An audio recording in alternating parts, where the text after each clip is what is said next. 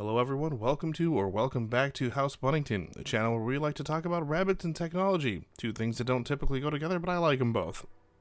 And today's topic is going to fall onto the bunny side of the scales as we talk a little bit about why it's not a great idea to give somebody a rabbit for Easter.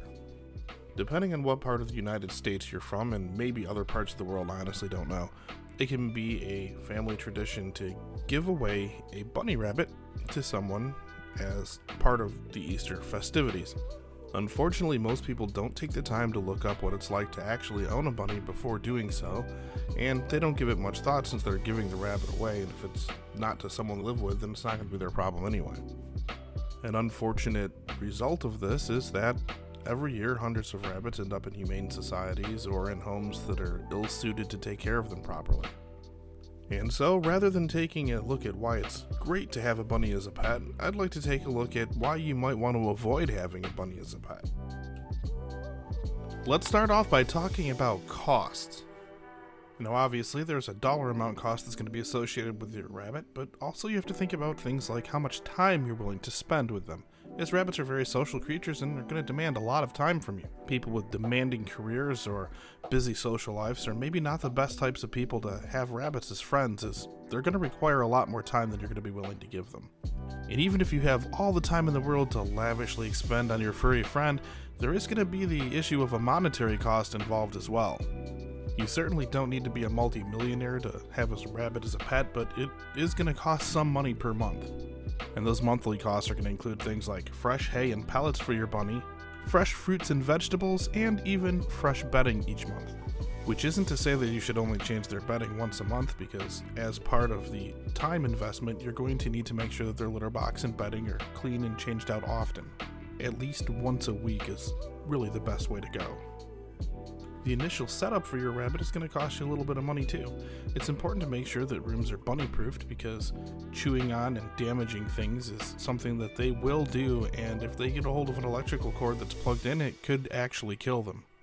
And so because of this, you're going to need to make sure that any room that they have access to is well protected from them, and that they are well protected from the objects in the room. There are plenty of creative ways to cover outlets to make sure that the electricity can still get to where it needs to go without the rabbits being able to access those cables. But I'll be giving you more info on that in a specific video covering that topic. It's also important to make sure that their environment is protected from them, and these plastic barriers are one way to make sure that they don't have access to something you don't want them chewing on. And that is going to smoothly transition us into our second topic involving bunnies, the damage they can cause to your home. Rabbits do things like chew up baseboards because their teeth are always constantly growing and they need to be able to grind them down, sort of. But they also really like to pull up carpet, so they'll leave little bald patches of carpet everywhere. And unfortunately, the backs of your couches, if they can get behind them, are slim or easy pickings for the bunnies, because they really like to do this kind of thing as well. And even the corners of couches, as you can see here, they like to chew the fabric off. More carpet damage shown here. Little patch in the doorway there. Also, some rabbits have a thing about peeling the paper portion of drywall off. So if you have an unfinished basement like this one, for example, they might decide that the drywall's fun to play with. I had to move that bunny into a different room. The edges of your furniture, they will take little chunks out of there, and again with the corners of couches.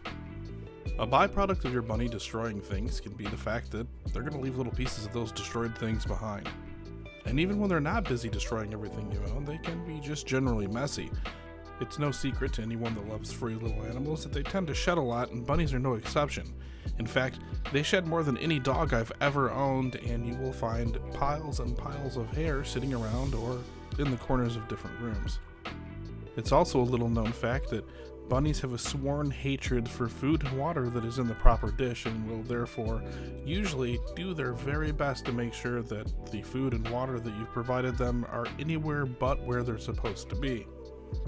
They're also very territorial creatures, which means that they're going to need to leave their scent around, and they do that by leaving little poops here and there. Now, fortunately, rabbit poops aren't gross. They're not sticky or moist like most animals' poops are, and in fact they come out as relatively dry little pellets that just kind of sit around the house. Unfortunately, they're going to sit all around the house, as the bunnies are going to be very territorial, especially if you have more than one. And lastly, because hay is such an important and stable part of their diets, you're going to find hay all over your house as well. It'll get stuck to their fur when they're doing things and they'll track it around the house, but occasionally they'll even just pick it up and leave it somewhere. Thanks for joining me for a look at why you might not want to have rabbits. And it is my sincere hope that this video has shown some light on the reasons why rabbits can be a really bad choice of pet for some people. Having said that, I wouldn't trade them for the world. And for the right person, a rabbit is going to be your perfect companion and best buddy for the rest of your life, or at least the rest of theirs. So as we move into the Easter season and you're at a pet store and you happen to see that they have a few rabbits, I would highly recommend that you consider getting one for yourself, but also restrain yourself from buying one for a friend or a family member.